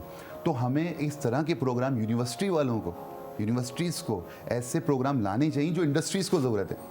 अब मैं जो है वो मिसाल के तौर पे फला एक कोर्स है जिसके नाम नहीं लेनी चाहिए, अच्छी बात नहीं होती क्योंकि वो कोई भी कर रहा होगा कोर्स, तो फला कोर्स है जिसकी मार्केट में कोई डिमांड ही नहीं है, अब वो बच्चा मास्टर किया हुआ, चले मास्टर इन उर्दू ले लें आप। अब उसको अगर मैं लेकर जाता हूँ फॉर एग्जांपल, उसकी इतनी डिमांड फिलहाल अगर नहीं है मार्केट के अंदर, तो बच्चा बेचारा 6 साल लगा के रखा, मास्टर कर लिया उसने, मैट्रिक के 10 साल, 2 साल का इंटर, 6 साल बेचारे, 4 साल ग्रेजुएशन, 2 साल का मास्टर, जा रहे मार्केट में क्या मिल रहा है 30-40,000 की उसको अगर सैलरी मिल रही है, तो बोलेगा मैंने क्या किया। तो ये मैं आपको एक चीज़ बताऊँ, ये बड़ा इंपॉर्टेंट पॉइंट है। इंडस्ट्रीज़ को ज़रूरत नहीं है कि वो यूनिवर्सिटी से मीटिंग करें, यूनिवर्सिटीज़ को चाहिए कि वो मीटिंग करें किससे? इंडस्ट्रीज़ के साथ, कि भाई आपको कौन से प्रोग्राम हम करवाएं, हम कौन से ऐसे प्रोग्राम करवाएं जो बच्चों को हम इस तरह के प्रोग्राम करवाएं, जब वो जाए तो उसको बेचारे को 5 से 10 साल ना लगे कि वो इंडस्ट्रीज़ में जाए, पहले वो सीखे और पूरा वो बेचारा अपना पूरा बोलते ना एक वर्ड में रगड़ा खाए, वो बेचारा उसके बाद कुछ ग्रो करे। नहीं, आप एजुकेशन उसको यूनिवर्सिटीज़ के अंदर दें। हमारे यहाँ क्या पढ़ाया जा रहा है? थ्योरी। कौन से कोर्स पढ़ाए जा रहे हैं? ऑब्सोलेट। सारे वो कोर्स लाएँ जो जदीद हों, जो जदीद कोर्स हैं, प्रैक्टिकल करवाएं उनको। जब बच्चा जाएगा किसी इंडस्ट्रीज़ के अंदर तो उसको ज़्यादा टाइम नहीं लगेगा, और इसकी इंडस्ट्रीज़ का बड़ा फ़ायदा है, उनको ऐसी जनरेशन मिलेगी जो फ्रेश होगा, जो बड़ा टैलेंटेड होगा, स्किलफुल होगा। स्किल मैं आपको पहले टर्म समझा चुका हूँ। स्किल्स का मतलब है उसके अंदर 4 चीज़ें हैं, उसके अंदर कम्युनिकेशन पावर अच्छी है, उसके अंदर IT की इन्फॉर्मेशन है, वो कॉमर्स को जानता है, मतलब मल्टी टैलेंटेड होता है, उसके महारत होती है। स्किल्स का मतलब महारत। अब ऐसा बच्चा जो आपको पहले से बना बनाया मिल रहा होगा इंडस्ट्रीज़ को, तो क्या इंडस्ट्रीज़ वालों को फ़ायदा नहीं है? तो मैं इंडस्ट्री वालों से भी रिक्वेस्ट करता हूँ कि वो मीटिंग कर लें, यूनिवर्सिटी वाले मीटिंग नहीं कर रहे, दोनों को मीटिंग जरूर करनी चाहिए। हाँ, और स्कूल से ही आपकी काउंसलिंग स्टार्ट होनी चाहिए। स्कूल तो देखें बेसिक हो गया ना, स्कूल का हमारा बड़ा हिसाब किताब है कि मैंने कहा ना शुरू में, टीचर बड़ा काबिल होना चाहिए। बड़ा ईमानदार मुखलिस हो, बच्चे की प्रॉब्लम को समझे। तो ये नहीं कि क्लास में आया और पढ़ाया लिखाया और चला गया, साथ में काउंसलिंग करे, उसको समझाए कि what is wrong what is bad, उसको बता तो चले। अब बच्चे को एक होता है ना कि वो जो पुराने, अगर हम 1980 और 1990 में चले जाते हैं या 10 साल 20 साल पहले चले, वो डंडा लेके पढ़ा रहे थे, अब तो वो तो हिसाब किताब खत्म हो गया। बच्चे को वर्ड पढ़ना नहीं आता। क्लास 2 का ऐसा बच्चा है, जैसे अभी कोरोना गुजरा, बच्चों ने क्लास 1 2 नहीं पढ़ी हुई, तो उनको रिकॉग्नाइज नहीं करने आते वर्ड्स। अब एक टीचर को आप बिठा दें, इसको पढ़ाओ, अब वो बेचारा पढ़ा रहे अब वो पढ़ाता है, बोले याद करो, उसको पढ़ना ही नहीं आता। लिखा हुआ क्या, उसको उर्दू और इंग्लिश पढ़नी नहीं आती, उसको 2 थप्पड़ लगते हैं, बोलते याद करो। तो उस बच्चे से पूछें तो तुम्हें समझ ये लिखना रिकॉग्नाइज भी करना आता नहीं आता, बस आप मार रहे हैं उसको बैठे। हमारा ये बड़ा ट्रेंड है, बस लिखवा लो, कॉपियाँ भरवा लो, सही एग्जाम्स किसी भी तरीके से बच्चा दे दे, लेकिन उसकी समझ में कुछ नहीं आता, उसके दिमाग में यहाँ पे कुछ नहीं बैठा हुआ। अब जो चीज़ें आ रही हैं ना, अब चेंज है माशाल्लाह से। अब हमारी किताबें चेंज हो गई। अगर आप 9 10 फर्स्ट ईयर सेकंड उठा के देखें, सब न्यू कोर्स हैं माशाल्लाह। अब जो मैं पढ़ा रहा हूँ, जो मैं चीज़ें देखता हूँ, मज़ा आ रहा है पढ़ाने में। अच्छा। पहले मज़ा नहीं आता था पढ़ाने में, वही 25-30 साल पुरानी हम चीज़ें पढ़ रहे थे। अब जो नई चीज़ें आई हैं वो बड़ी ज़बरदस्त हैं। उसके अंदर सारी, जैसे फिजिक्स की बात कर लें, वेव्स आ गई आजकल, आपको तो सब वेव्स का काम है, सेंसर, हर चीज़ सेंसर से आ गई ना। अच्छा, आप इंस्टीट्यूट ओनर भी हैं माशाल्लाह से, तो बड़े बच्चे हैं आपके पास, मतलब ग्रेजुएट लेवल के, मेरे पास क्लास 1 से लेके मास्टर तक है, सब हैं। तो बड़ी एज के जो बच्चे हैं, क्या उनके पेरेंट्स आप लोगों से कनेक्ट होते हैं? सबका एक ही रोना है, बच्चा हमारा मोबाइल बड़ा इस्तेमाल करता है, और उसका जवाब क्या होता है, दिलवाया किसने, सोर्स ऑफ इनकम क्या उस बच्चे की। बोले मैं, वो तो बच्चा नहीं कमाता, जब नहीं कमाता दिलवाया किसने, मदर बोलती हैं मैंने दिलवाया, फादर ने दिलवाया। आप दिलवा रहे हैं उसको और बोलते क्या है, यूज़ नहीं करना। अब भाई मिसाल दूं मैं आपको, एक बच्चे को छुरी या नाइफ आप दे दें, बोल रहे हैं हाथ ना कटे। एक बच्चे को जेब में आप पॉकेट में क्या डाल रहे हैं, सिगरेट का पैकेट डाल रहे हैं, उसको क्या कह रहे हैं, पीना नहीं। अब बोल रहे हैं हमको पीना नहीं है, अब मुझे बताएं, आप उसको मोबाइल दे रहे हैं, बोले इस्तेमाल नहीं करना। मैं आपको एक मिसाल दूं उसकी, लेकिन मोबाइल को पेरेंट्स ने और सबने इतना सवार क्यों कर लिया आपने? देखो उसके मिसयूज़ ज़्यादा हो रहे हैं ना। बच्चे को आप स्कूल से आएगा, यूनिफॉर्म नहीं उतारेगा, सबसे पहले उसने वीडियो गेम खेलना है। बच्ची आएंगी स्नैपचैट में लग जाएंगी, तो वो तो फिर आपका दिमाग तो माउफ हो रहा है ना, स्टॉप। आप आपकी दिमाग तेज तो नहीं हो रहा। पहले फिजिकल एक्टिविटीज़ थी, देखिए फिजिकल एक्टिविटीज़ से हमारा जिस्म मजबूत होता है, हमारा ब्रेन मजबूत होता है। मोबाइल से हमारी ये सब चीज़ें मजबूत है, टेक्निकली तौर पे हमें चीज़ें तो समझ में आएंगी, लेकिन हम वीडियो गेम खेल खेल के कौन सा हमने कोई एक इंडस्ट्री खड़ी कर देनी होगी, हम तो कोई फ़ायदा नहीं उठा सकते। तो मिसाल मैं आपको ये दे रहा था, देखें जब हम वो बानी थे ना, जो एप्पल के बानी हैं, उन्होंने 18 साल तक अपने बच्चे को मोबाइल नहीं दिलवाया था। बिल गेट्स 18 साल तक अपने बच्चे को, हालांकि इन लोगों ने इन्फॉर्मेशन दुनिया को दी है, और अपने बच्चे को बोला 18 साल तक आप निकालें, गूगल चेक करें, उन्होंने अपने मोबाइल नहीं दिए बच्चों को। अब आप बोलेंगे मोबाइल क्यों नहीं दे रहे, ये तो आप उनसे सवाल कर लें। मैं तो सिंपल बोलूँगा, जो मेरी नॉलेज में मैंने आपको बताया, आप उसको जस्टिफाई करें। इसके फ़ायदे हैं, मैं पढ़ाता हूँ, मैं कई अरसे से पढ़ा रहा हूँ, मैंने इस चीज़ को वाकई देखा है। आप बच्चा को आप दे दें काम, मोबाइल सामने, अभी एक टेक्स्ट आ गया, मोबाइल आ गया, व्हाट्सएप आ गया, उसका क्या फोकस नहीं चेंज होगा, वो क्या लर्निंग करेगा, वो क्या समझेगा चीज़ों को, पॉसिबल ही नहीं है। तो पॉसिबल बनाने के लिए डिसिप्लिन, मैंने आपको कहा ना, मोबाइल के लिए डिसिप्लिन लाना बहुत ज़रूरी है। उसका टाइम फिक्स कर दें। मैं सब पेरेंट्स को कहता हूँ मोबाइल के लिए टाइम फिक्स कर दें। आप यकीन करें, आप ख़त्म नहीं कर सकते ना ख़त्म करें। शिकायत यही लेके आते हैं कि मेरा बच्चा मोबाइल यूज कर रहा है, बस पहले आता था, आज से कुछ सालों पहले। लेकिन बच्चे फिर पढ़ भी तो रहे हैं, अगर मोबाइल यूज कर रहे हैं तो मेरे ख्याल से काफी बच्चों को मैं से जानती हूँ जो मोबाइल पे ऑनलाइन भी काम कर रहे हैं, बड़ा कमा भी रहे हैं। और पेरेंट्स को कहता हूँ मोबाइल दीजिए बच्चे को, बोलें कि ये वाला वीडियो है, सरदिशान की वीडियो देख लेना ज़रा क्लास 9 की इंग्लिश मैथ की, 15 मिनट देखने के बाद, मेरी हो किसी की भी हो, 15 मिनट देखने के बाद उसके बाद एक वॉइस नोट आएगा ना, कोई व्हाट्सएप पे या स्नैपचैट पे, वो टच करके वहाँ पहुँचा हुआ होगा, वो फोकस आउट हो जाता है। सही है। Thank you so much, it was nice talking to you. नाज़रीन, ब्रेक ते वेंदासीं, वरी बि वापसि अचूं था मॉर्निंग एट PTV नेशनल ते।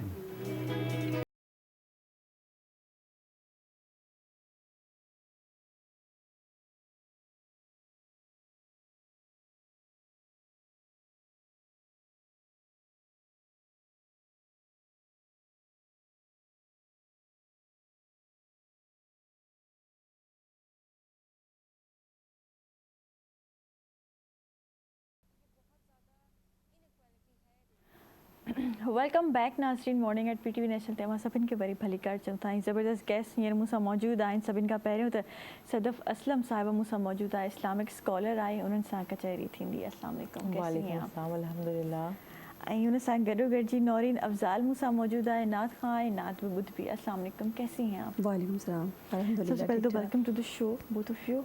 अच्छा, आज हम जो बात करने वाले हैं वो मुनाफिकत पे और मुनाफिक पे, क्योंकि आज जुम्मे का दिन है, बाबरकत दिन है, और इस दिन पे हम लोग कोशिश करते हैं कि इस्लाम के हवाले से ज़रा अवेयरनेस जाए लोगों तक। अच्छा, मुनाफिक क्या है, सबसे पहले तो ये बताएं, और क्या करने से इंसान, एक जो मुसलमान है, वो मुनाफिक हो जाता है? औज़ुबिल्लाहिमिनश्शैतानिर्रजीम, बिस्मिल्लाहिर्रहमानिर्रहीम। नबी करीम सल्लल्लाहु अलैहि वसल्लम ने मुनाफिक की 4 निशानियाँ बताई हैं। सबसे पहले तो ये बताइए कि उसके पास अगर कोई अमानत रखवाई जाती है तो उसके अंदर वो ख़यानत करता है। दूसरा, जब वो किसी से बात करता है तो वो झूठ बोलता है, ठीक है। फिर आप सल्लल्लाहु अलैहि वसल्लम फरमाते हैं कि जब वो किसी से बात करता है, यानी कि जब गुस्से में होता है तो गालियाँ आपस में देते हैं एक दूसरे को ना, और वादा करने के बाद वादा खिलाफ़ी करता है, ये मुनाफिक है।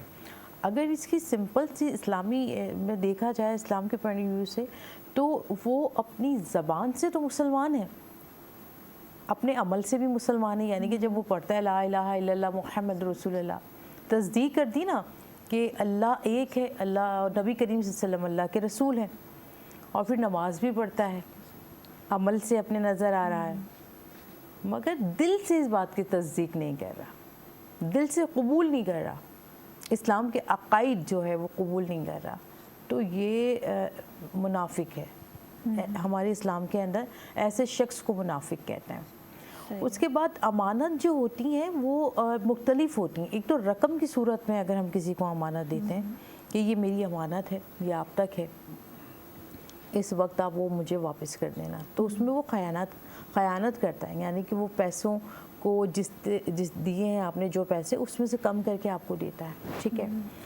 दूसरी बात है कि अमानत एक लफ्ज़ भी है, एक बात भी है, एक वादा भी है। मिसाल के तौर पे अगर मैं आपसे बात करती हूँ और मैं कहती हूँ कि आपकी और मेरी बात है, आपकी, हम कहते हैं ना अक्सर अपनी फैमिलीज़ में है, फ्रेंड्स में, ये भी अमानत हुई। बिल्कुल, तो हम लोग ये कहते हैं ना ये आपकी और मेरी बात है। देखें, ये अगर किसी तीसरे बंदे के पास जाती है ना ये बात, तो फसाद होने का ख़तरा है।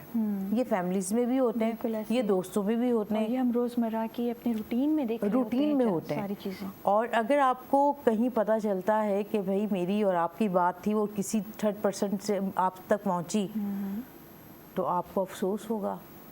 जिससे आपने बात की तो उसने आपकी इस बात का भरम नहीं रखा, इसने ख़यानत की, ठीक है। इसी तरह जब पेरेंट्स अपनी औलाद को कोई नसीहत करते हैं, अमानत देते हैं ना एक बात की सूरत में जी, एक दौलत की सूरत में, घर की सूरत में, कि बेटा ये चीज़ है, ये अमानत है, ये तुम्हारे बड़े भाई का हिस्सा है। अक्सर आप देखते हैं सूरह निसा के अंदर अल्लाह रब्बुल इज़्ज़त ने जो है वो मुनाफिकों की वो निशानियाँ बताई हैं कि जहन्नम के अंदर जो सबसे निचला दर्जा है ना, वो मुनाफिक लोगों का है।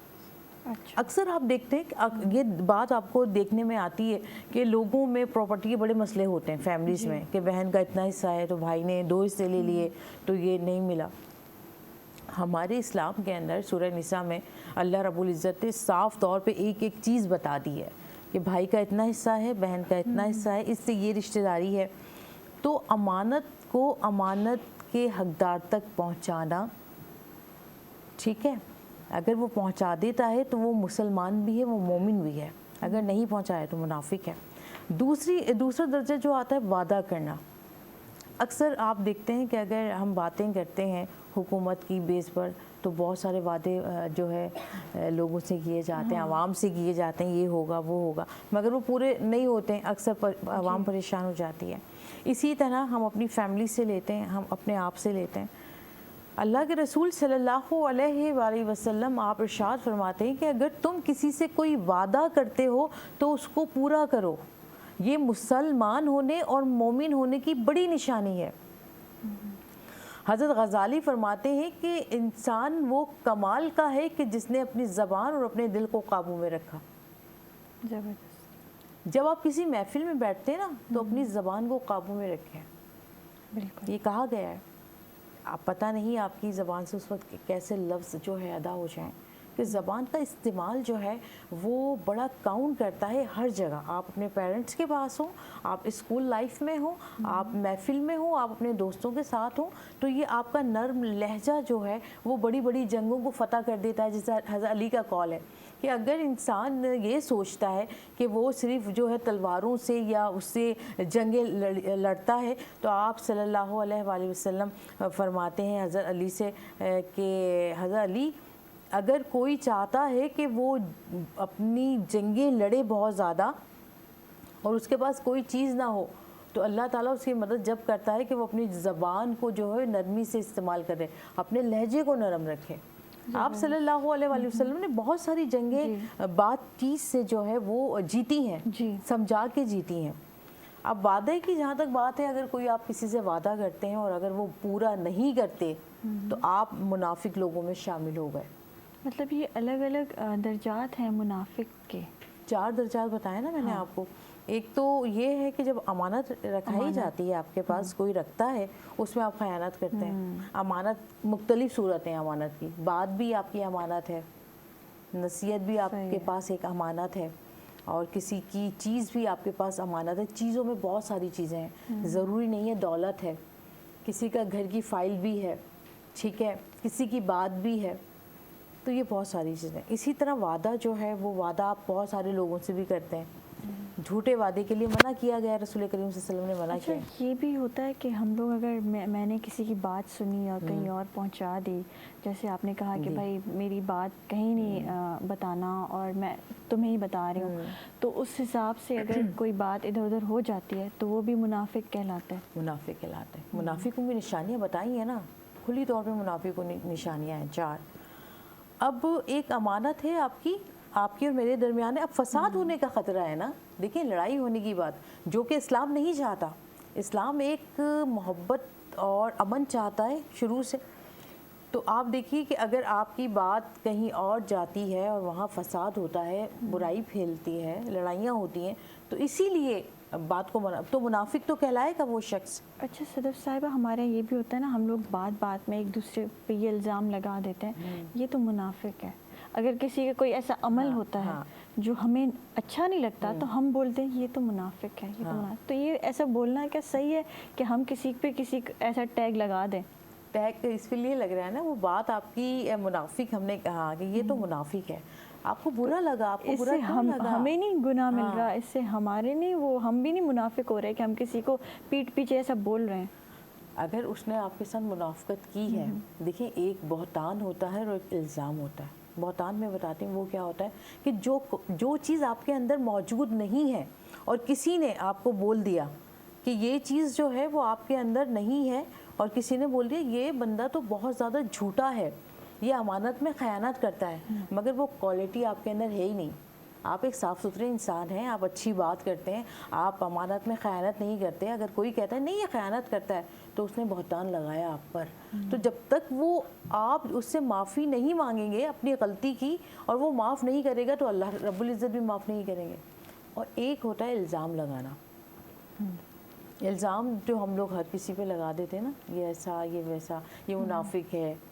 जैसे आपने बोला कि हम लोग कहते हैं ये बड़ा मुनाफिक है, तो आपने क्यों बोला? क्या आपके साथ कुछ ऐसे मामलात इसके रहे कि आपके साथ इसने मुनाफिकत की, अमानत में आपके साथ खयानत की, या आपसे वादा करके इसने वादा पूरा नहीं किया, या आपको कहीं पर भी जब आपकी बात होती है तो ये आपको गलत अल्फाजों से याद किया जाता है, या इस तरह की बातें होती हैं।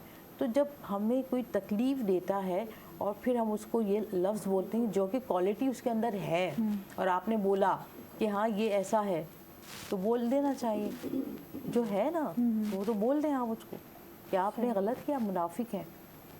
ठीक है। अच्छा जी, हमारे साथ जो है अभी नौरीन अफजाल भी मौजूद हैं, और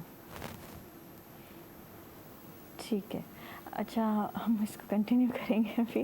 अच्छा, मुनाफिकत पे और बताएं, क्योंकि हमारे यहाँ जो आजकल बच्चों में, हम अभी बच्चों पे बात कर रहे थे, पेरेंटिंग में बात कर रहे थे, तो एज अ पेरेंट हम बच्चों को ये चीज़ें कैसे सिखाएं कि ये बेटा मुनाफिकत है और ये मुनाफिकत नहीं है, उनको फ़र्क कैसे बताएं घर से ही? सबसे पहले तो बच्चों को 4 चीज़ें आप बताएं कि मुनाफिक होता कौन है।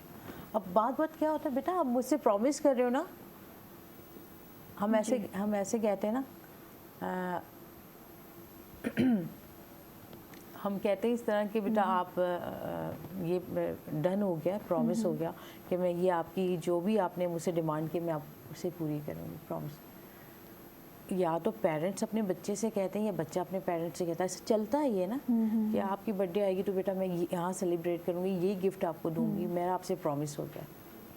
अब वो प्रॉमिस पूरा नहीं हुआ तो मुनाफकत आ गई ना बीच में। तो उसको बच्चे को ये चीज़ बताएंगे, बेटा अगर हम जब किसी से वादा करते हैं वो पूरा नहीं करते तो वो मुनाफिक हो जाता है। बच्चा पूछेगा अम्मी मुनाफिक होता क्या है, क्या होता है, इसकी डेफिनेशन क्या है?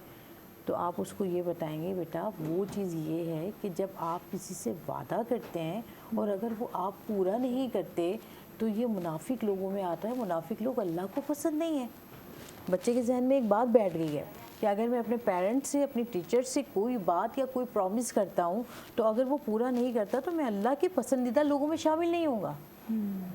ठीक है, इस तरह हो गया। उसके बाद हम कोई भी चीज़ें बच्चों को देते हैं कि बेटा ये चीज़ें संभाल के रखना।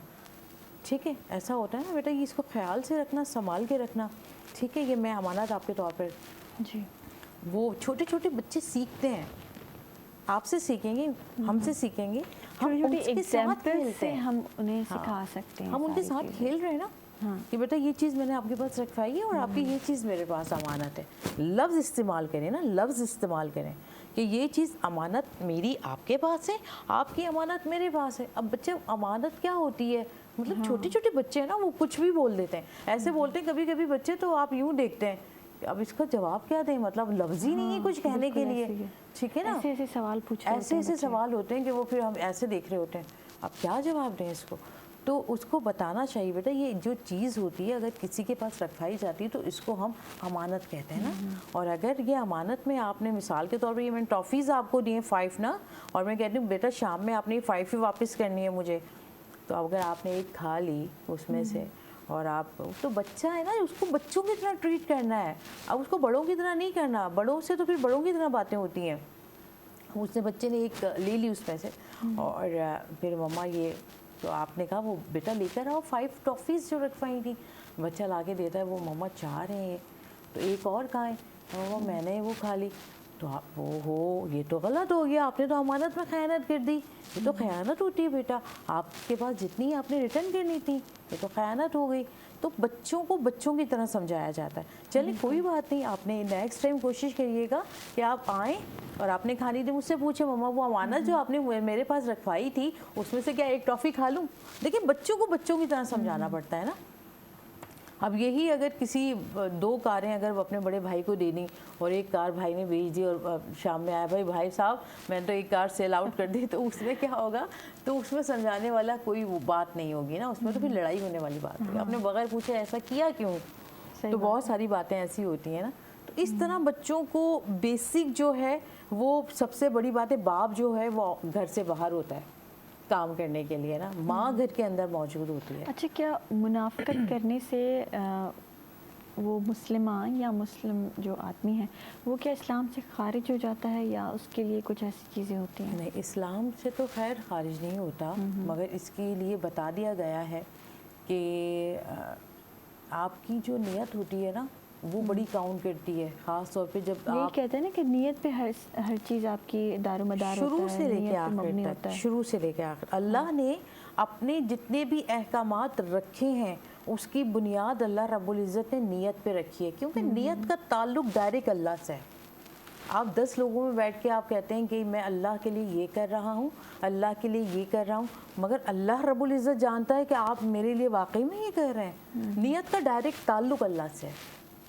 हर इबादत का आप शुरू से देख लें, आप जब कलमे की तस्दीक करते हैं ला इलाहा इल्लल्लाह, जैसे मुनाफ़िक़त अभी हम टॉपिक चल रहा है जिसके अंदर इसकी डेफिनेशन ये है कि ज़ाहिर अमल से तो मुसलमान है, नमाज भी पढ़ता है तो आप समझते हैं हाँ मुसलमान नमाज अदा करता है, कलमा भी वो अदा करता है, मगर वो जो इसके अहकामात हैं, अक़ाइद जो इस्लाम के हैं उसको दिल से तस्लीम नहीं कर रहा है। नियत जो डिपेंड करती है, आप देखें कि आप नमाज अदा करते हैं, नियत नहीं करेंगे नमाज नहीं होगी।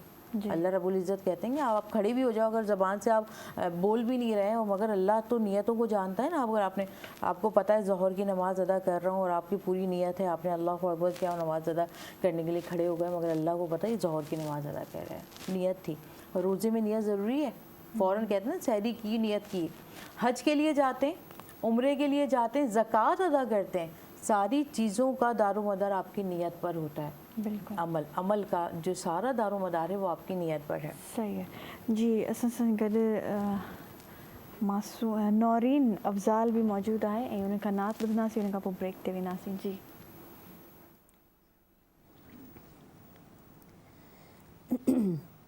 सल्ले अला सल्ले अला सल्ले अला सल्ले अला सल्ले अला सल्ले अला सल्ले अला सल्ले अला। तस्वीर हुस्ने बेनिशां, तस्वीर हुस्ने बेनिशां, सल्ले अला सल्ले अला ला रैब शाहे खुसरवा, ला रैब शाहे खुसरवा, सल्ले अला सल्ले अला सल्ले अला सल्ले अला सल्ले अला सल्ले अला। और मज़ाक चश्माए सुरमगी, मज़ाक चश्माए सुरमगी, वल्लैल ज़ुल्फ़े अंबरी, वल्लैल ज़ुल्फ़े अंबरी, यासीन दंदाने दहन, यासीन दंदाने दहन, सल्ले अला सल्ले अला सल्ले अला सल्ले अला सल्ले अला सल्ले अला। महमूद से हामिद हुआ, महमूद से हामिद हुआ, अहमद मोहम्मद मुस्तफ़ा, अहमद मोहम्मद। वेलकम बैक नाज़रीन, मॉर्निंग एट PTV चलते हैं सभिनि खे वरी भली कार चऊं था। ज़बरदस्त गेस्ट मूंसां हींअर मौजूदु आहिनि, बिज़नेसमैन आहिनि ऐं उन्हनि सां असां हींअर ह्यूमन साइकोलॉजी बिज़नेस ते ॻाल्हाईंदासीं। ख़ालिद कुरैशी साहब मूंसां मौजूदु आहे। अस्सलाम वालेकुम सर, कैसे हैं आप? वालेकुम सलाम, वेलकम टू द शो। अच्छा सर, आप बिज़नेसमैन भी हैं और माशाल्लाह आपका जो है इंटरेक्शन बहुत ज़्यादा लोगों के साथ रहता होगा, हर हवाले से, बिज़नेस के हवाले से, और उनके फिर आपको अखलाकियात भी पता चलते होंगे, ऐसा ही है। तो ह्यूमन साइकोलॉजी को किस तरीके से देखा है आपने अभी तक इस फील्ड में?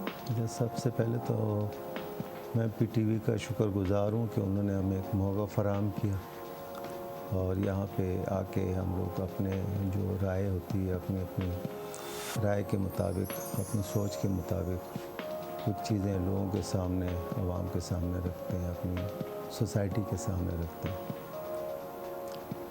मुतफ़र्रिक़ किस्म की चीज़ें जो आम तौर पे माशरे में हमें नज़र आती हैं। ह्यूमन साइकोलॉजी एक बहुत इम्पोर्टेंट सब्जेक्ट है।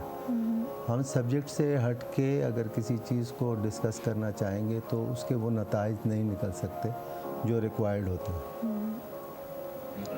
ह्यूमन साइकोलॉजी आप ये देखें कि अक्सर हमारे यहाँ डिबेट्स होती हैं बच्चे के हवाले से, पेरेंट्स के हवाले से। हमें एक चीज़ समझना पड़ेगी कि कुदरत किसी बच्चे को जब तख्लीक करती है, वो पैदा होता है तो एक अपने नेचर पे पैदा होता है। अच्छा, जब बच्चा इस दुनिया में आता है तो उसकी नेचर बनी हुई होती है, बिल्ड हुई होती है? इस चीज़ को अगर आसान अल्फाज में आप समझने की कोशिश करें, बच्चे को मोटिवेट नहीं किया जा सकता उसके नेचर को समझने की पहले पेरेंट्स को चाहिए कि वो पूरी कोशिश करें, क्योंकि कुदरत ने उसको पैदा किया। हम लोग अपनी कोशिशों से बहुत सारी चीज़ें मोटिवेट करने की कोशिश करते हैं, इसीलिए उसके नताइज हमारे माशरे में एग्जैक्टली वो बरामद नहीं होते जो रिक्वायरमेंट होती है। पेरेंट्स को चाहिए कि हर बच्चा एक नेचर के ऊपर पैदा कर रहा है, कुदरत। उसकी मिसाल मैं यूँ दूंगा कि जैसे आपके यहाँ पे मुख्तलिफ फूल पड़े हुए हैं, पर्पल भी है, रेड भी है, ये गुलदस्ता बनता है। तो सोसाइटी के अंदर कुदरत चाहती है कि उस सोसाइटी के अंदर किस तरह की रिक्वायरमेंट है, किस तरह के लोग होने चाहिए, स्कूल ऑफ थॉट्स क्या होनी चाहिए। उस चीज़ को अगर इजीली हम अंडरस्टैंड कर लें तो वो ज़्यादा बेहतर है, बजाय ये कि हम अपनी कोशिशों से उस बच्चे को अपनी ख्वाहिशात के मुताबिक ढालें। ये बहुत अहम अंसर है। मतलब हम बच्चे पे अगर इम्प्लीमेंट करेंगे, उसको मोटिवेट करेंगे चीज़ों के लिए कि ये नहीं ये करो, तो उसकी पर्सनैलिटी पे गलत डेवलपमेंट होगी, गलत असर पड़ेगा। मैं ये समझता हूँ कि हमारे माशरे में जो खातिर ख्वार नताइज बरामद नहीं हो रहे, इसका एक बहुत बड़ी वजह यही है कि हम कुदरत के वो साइलेंट सिग्नल्स को नहीं समझ पाते कि कुदरत ने अगर किसी चीज़ को मैन्युफैक्चरिंग कर रहा है, उसके अंदर डेवलपमेंट चाह रहे हैं, हम अपने तौर पे चाहते हैं। जैसे आम तौर पे हमारे माशरे में डॉक्टर एक फैमिलीज़ होगी तो वो चाहते हैं कि उनके तमाम नस्ल दर नस्ल जो है वो मेडिकल के पेशे से जी हाँ। इसी तरीके से आर्मी से वाबस्ता जितने भी हमारे इदारे हैं तो वो लोग ज़्यादातर प्रेफर ये करते हैं कि उनके बच्चे भी उनको फॉलो करते हुए उसी सब्जेक्ट के अंदर या उसी प्रोफेशंस के अंदर आ जाएं। लेकिन उसके नताइज आपके सामने हैं कि हर इंसान वो चीज़ नहीं बन सकता। जैसे एक एग्जांपल है हमारे पास, बिल गेट्स की है और स्टीव जॉब की है, एलन मस्क की है। हमारे पास इनके फुटप्रिंट्स आ चुके हैं। इंसाइक्लोपीडिया पे आप जाएंगे तो आपको तमाम information, even a single information भी आपको प्रोवाइड कर दी जाएगी। विकीपीडिया आपको प्रोवाइड कर देगा। दैट मीन्स कि आप फुटप्रिंट्स आपके पास आ गए। ठीक है। तो फिर दूसरा कोई शख्स वैसा क्यों नहीं बन सकता? इवन उनके फैमिली मेम्बर्स में भी अगर कोई चाहेगा तो वो एलन मस्क नहीं बन सकता। वो एक ही जिसको कुदरत चाह रही होती है, मुख्तलिफ सर्कमस्टांसेस। आपको ऐसा नहीं लगता कि वो लोग फिर गॉड गिफ्टेड होते हैं? हाँ, शायद बिल्कुल बिल्कुल। मैं उसी चीज़ की तरफ आपको लाने की कोशिश करूँ कि जो गॉड गिफ्टेड सिग्नल्स हैं उसको हमें समझना चाहिए। और अच्छा, वो जैसे अब एक बच्चा पैदा हो रहा है और उसके जो है माँ परवरिश कर रही है, तो क्या माँ को समझना चाहिए कि इसमें कोई ऐसी गॉड गिफ्टेड चीज़ें हैं, या फिर वो उस्ताद का काम है कि इसके क्या इंटरेस्ट हैं, उसको किस फील्ड में जाना चाहिए? मैं इनको 3 कैटेगरीज में रखूँगा। पेरेंट्स, उसके बाद फिर एक माशरा जिस गली कूचे में वो परवान चढ़ रहा होता है, परवरिश पा रहा होता है, और उसके बाद फिर टीचर्स की रिस्पॉन्सिबिलिटी। हमारे यहाँ बड़ी आसानी से किसी एक शख्स के ऊपर ये सारा मलबा जो है ना डाल दिया जाता है कि अगर हमने बच्चों को स्कूल भेज दिया, लिहाजा रिस्पॉन्सिबिलिटी सारी टीचर्स पे आ जाती है, आयद होती है। लिहाजा हमारा बच्चा एज़ पर एक्सपेक्टेशंस वो डेवलपमेंट नहीं दे रहा। फिर वहाँ पे ये फुकदान होता है, वो कहते हैं कि इनके पेरेंट्स की भी जिम्मेदारी है। तो अगर आप इसको 33% पे डिवाइड कर दें तो इक्वली हर जगह रिस्पॉन्सिबिलिटी आयद होती है पेरेंट्स की भी, जिस सोसाइटी में, जिस रिश्तेदारों में वो छोटा बड़ा हो रहा है, और फिर टीचर्स की भी। अच्छा, आजकल की सोसाइटी में अब जिस हम एरा में रह रहे हैं, तो आपको क्या लगता है कि लोगों के बिहेवियर, स्पेशली आज हम बच्चों के बारे में बात कर रहे हैं, उनकी परवरिश के बारे में बात कर रहे हैं, तो क्या बिहेवियर्स होते हैं, क्या नेगेटिव बिहेवियर्स आ रहे हैं और ये किस वजह से आ रहे हैं? देखिए, ये नेगेटिव और पॉजिटिव जो बिहेवियर्स हैं, ये इंसान के अंदर एनर्जीज़ हैं, दोनों तरह की एनर्जीज़ हर इंसान में है। अगर हम कुरान का मुताला करते हैं तो उसमें व नफ्सिन बमा सव्वाहा फ़अल्हमाहा फजूरहा व तकवाहा, तो रब कायनात फरमाता है कि मैंने जब इंसान की सॉफ्टवेयर को उसके अंदर इंस्टॉल किया तो उसके अंदर दोनों चीज़ें मैंने रख दी, नेगेटिव एनर्जी भी पॉजिटिव एनर्जी भी, दोनों चीज़ें रख दी गई। दूसरे मकाम पे कद अफ़लह मन ज़क्काहा व कद ख़ाब मन दस्साहा, यहाँ पे भी दोनों चीज़ें आपके इख्तियार में दे दी गई। लैसा लल इंसान इल्ला मा सा, और इख्तियार आपको दे दिया गया कि आप कौन सी चीज़ को जो है अवेल करना चाहते हैं। बच्चे के हवाले से सबसे पहले पेरेंट्स को ये अंडरस्टैंड करना पड़ेगा, आफ्टर अ फ्यू टाइम वो रियलाइज़ कर सकते हैं कि इस बच्चे को गॉड ने किस नेचर के ऊपर पैदा किया। ये बहुत इम्पोर्टेंट बात है। अगर वो तमाम सिग्नल्स पेरेंट्स को मिल जाते हैं हमारे यहाँ। अच्छा, मेरे ख्याल से इसके लिए पेरेंट्स को, माँ को बड़ा स्मार्ट होना पड़ेगा, उसके इंटरेस्ट देखने के लिए कि उसमें क्या चीज़ें हैं। बेसिकली देखा ये जाता है कि एक बच्चा ज़्यादातर टाइम किन कैरेक्टर्स के साथ कंज्यूम कर रहा होता है। अच्छा, वो उन तमाम चीज़ों को वहीं से अडॉप्ट कर रहा होता है। उसके अंदर स्टार्ट में अगर कोई चीज़ डेवलप हो रही होती है, आप ये देखें अक्सर पेरेंट्स के बच्चे वैसे ही बोल रहे होते हैं, वैसे ही बात कर रहे होते हैं जी।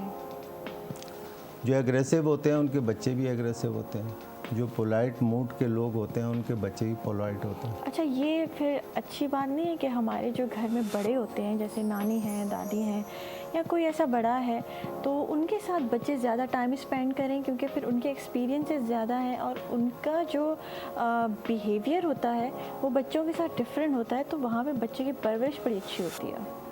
ये किसी हद तक कहा जा सकता है। हमारे यहाँ जो पुराना कल्चर था उसके अंदर एक जॉइंट फैमिली का तस्वर था जी। स्लोली ग्रेजुअली हम जिस दौर से गुजर रहे हैं वहाँ पे इसका बहुत फुकदान पाया जा रहा है। ज़्यादातर शादी के बाद जो कपल होते हैं मियाँ बीवी, वो सेपरेट लाइफ को प्रेफर कर रहे होते हैं जी। वहीं से उनके यहाँ बच्चों की पैदाइश होती है। तो ये जो दादा दादी का तस्वर है ये स्लोली ग्रेजुअली ख़त्म हो रहा है हमारे माशरे से।